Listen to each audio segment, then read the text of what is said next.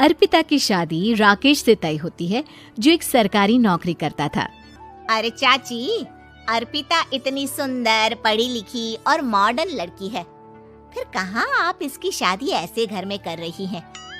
अरे लड़का सरकारी नौकरी करता है, इंजीनियर है, खूब कमाता है, खूब मेहनत की है लड़के ने इस नौकरी के लिए।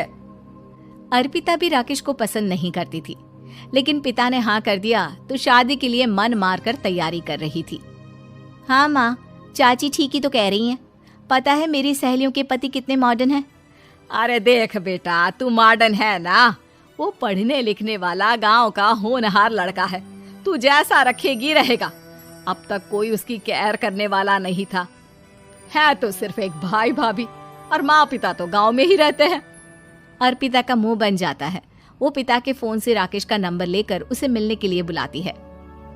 आज तो मैं उसे साफ साफ मना कर दूंगी, मुझे नहीं करनी शादी। शक्ल देखी है ना, कपड़े पहनने का तरीका है ना बोलने का। अर्पिता राकेश से मिलने जाती है। अब क्या हो गया, आपने मुझे अर्जेंट मिलने को बुलाया, सब ठीक तो है ना? हाँ सब ठीक है, पर मैं आपसे कुछ कहना चाहती हूँ। आप ना इस शादी से मना कर दे। राकेश की आंखें अर्पिता की इस बात से लाल हो जाती है। वो रोंधे गले से कहता है, लेकिन शादी की सारी तैयारियां हो गई हैं। मैंने आपके साथ एक अच्छे भविष्य का सपना भी देख लिया है। ऐसा मत करिए प्लीज। माँ पिता के अलावा मैंने किसी को दिल से अपना माना है तो वो आप ही है। देखिए, मुझे आपसे कोई समस्या नहीं है, लेकिन आप मेरे जैसे नहीं हैं। मैं मॉडर्न लड़की और आप। मैं आपसे वादा करता हूँ, जब तक आपके लायक नहीं बन जाता मैं कभी आपसे बीवी का हक नहीं मांगूंगा। अर्पिता राकेश का प्यार देखकर पिघल जाती है और शादी के लिए हाँ कर देती है। दोनों की शादी हो जाती है, लेकिन शादी के बाद राकेश की भाभी, जो कि पूरी की पूरी देहाती थी। ए राकेश, उठ, जब पानी भर कर ला, और तेरी बीवी को बोल के चूल्हा लगा दिया है, रोटी बना ले। क्या है ये सब? और तुम्हारी भाभी इस तरह चिल्ला क्यों रही है? क्या करूं, भाभी ही खाना बनाती है और मुझे पढ़ने के लिए इस घर में रखा, तो मैं घर का सारा काम कर देता हूँ। अब तुम आ गई हो, अपने तरीके से देख लो। ये मकान तो तुम्हारे पापा ने बनवाया था ना, शहर में, ताकि बेटा पढ़ाई कर सके।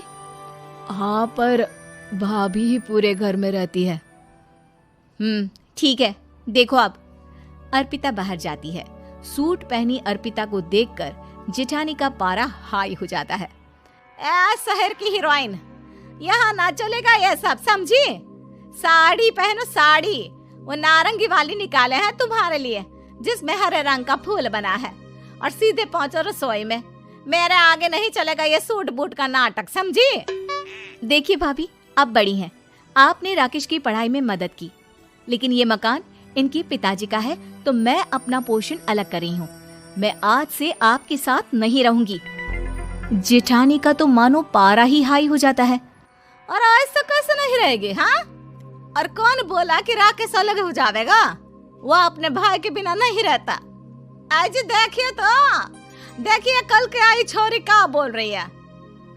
राकेश के साथ बात हो गई है, मैंने ऊपर का हिस्सा राकेश को दे दिया है, उसके अपनी जिंदगी शुरू हो रही है, तो अच्छा है ना कि अब रसोई भी अलग हो जाए। अर्पिता राकेश की ओर फक्र से देखती है कि उसने अर्पिता के लिए स्टैंड लिया। अर्पिता बाजार में जाकर सारा रसोई का सामान ले आती है। पिता के दिए सामान से घर सजाती है और अपने तरीके से पूरे घर की सजावट करती है। शाम को राकेश ऑफिस से आता है। कुर्ता पैजामे में राकेश को देखकर, अरे ये क्या पहना है? भाभी सिलती है ना कुर्ता, मैं सारी कमाई भाभी को ही दे देता हूँ। लेकिन अब ना बीवी को देना होगा, क्योंकि भैया भी अच्छी नौकरी करते हैं। भाभी अपने पति का पैसा संभाले और मैं अपने पति का पैसा संभालूंगी। तभी भाभी आ जाती है।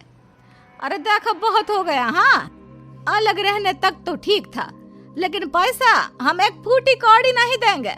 बचपन से तुम्हारे पति को हमने पाला है, उसका हिसाब दो। अच्छा, हिसाब चाहिए? कितना पढ़ी हैं आप जो आपको हिसाब चाहिए?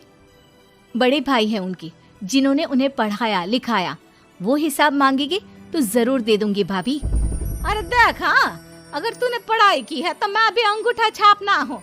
अरे 5 की रात तक पूरी पढ़ाई की है, समझे? वैसे भी कल इन लोगों के माँ बाबूजी आ रहे हैं गांव से, वही लोग ठिकाने लगाएंगे तुझे। अगले दिन सास ससुर आते हैं, दोनों बहुत ही सीधे लोग। अच्छा किया जो ऊपर के हिस्से में राकेश की गृहस्थी लगा दी। अब दोनों बेटे अपना अपना देख ले। छोटी बहू कहाँ है? अरे बहुत ही चालाक है माँ जी, ऐसी जबान चलाती है जैसे दर्जी कैंची चलाता है। वैसे बहू तुम भी कम नहीं थी। और सुनाओ। तभी छोटी बहू सास ससुर के पैर छूकर उन लोगों को चाय और नाश्ता देती है। माँ जी, आप थक गई होंगी, मैं खाना लगा देती हूँ, ऊपर आ जाइए चाय पीकर। अरे बस बस यही रहेंगे वो, क्योंकि बड़ी बहू मैं हूँ। हम एहसास है इनके माँ बाबूजी मेरे पास ही आए हैं। चलिए माँ जी, आप ना किचन में खाना बनाइए, मैं जरा बाजार होकर आती हूँ और फिर साथ में खाना खाता है। जेठानी बाजार निकल जाती है और सास ससुर बेचारे घर पर अकेले। फिर दोपहर को, माँ जी, मैंने आप सभी के लिए खाना बनाया है। माना मैं छोटी हूँ, लेकिन अच्छा लगेगा अगर आप लोग मेरे साथ रहें। वैसे भी यहाँ है कौन बेटा, चलो ऊपर राकेश के पास ही चलते हैं। सास ससुर दोपहर का खाना खाकर वहीं आराम करने लगते हैं कि जेठानी आ जाती है। अरे वाह, ये तो वही बात हुई ना, कल की आई को पूरा परिवार और हम अकेले के अकेले। भाभी देखिए, परिवार में प्यार से रहा जाता है, ना कि चालाकी से। अम्मा खाना कैसे बनाती, पहले ही गांव से थक कर आई हैं। हाय रे दया, तो मैं का बाजार से ऐस करके आ रही हूँ। अरे भूख के मारे मेरा सर दर्द हो रहा है, पर यहाँ मेरी फिक्र कौन करेगा। अरे तो किचन में खाना है, लगा देती हूँ मैं भाभी। बड़ी बैठकर खाना खाती है और शाम को जब राकेश घर आता है। अरे राकेश, तू तो पूरा हीरो लग रहा है इन कपड़ों में। ऐसे कपड़े पहले क्यों नहीं पहनता था? राकेश बीबी की तरफ देखता है और फिर कहता है, माँ पहले पहनाने वाली नहीं थी ना। हाँ हाँ, और हम जो हाथ से सिल सिल कर कुर्ता पहनाते थे उसका का? अरे तुम्हारे भैया तो आज भी पहन रहे हैं। तभी अर्पिता सास के लिए कपड़े और ससुर के लिए शर्ट पैंट ला कर देती है। उन लोगों को फ्रिज से ठंडा पानी और टीवी में फिल्म दिखाती है। अरे कब से इनको बोल रहे हैं कि फ्रिज वाले आओ, लेकिन ये है कि मानत ही ना है। बहू, अब तो तुम ही समझाओ ससुर जी को। नहीं पापा, आप फ्रिज मत लीजिए। अरे वाह रे छोटे, खुद फ्रिज का ऐसे का मजा ले, और इनकी माँ के पास फ्रिज भी ना हो। अरे देखा पिताजी, देखा माँ जी कब बोल रही है। अरे उसकी पूरी बात तो सुन लो कि वो क्या बोल रही है। वो इसलिए क्योंकि अब माँ जी और पापा यहीं रहेंगे मेरे पास। घर को घर सिर्फ मॉडर्न या गांव की सोच नहीं, बल्कि संस्कार बनाते हैं भाभी, और संस्कार अच्छे हो तो सब सही हो जाता है।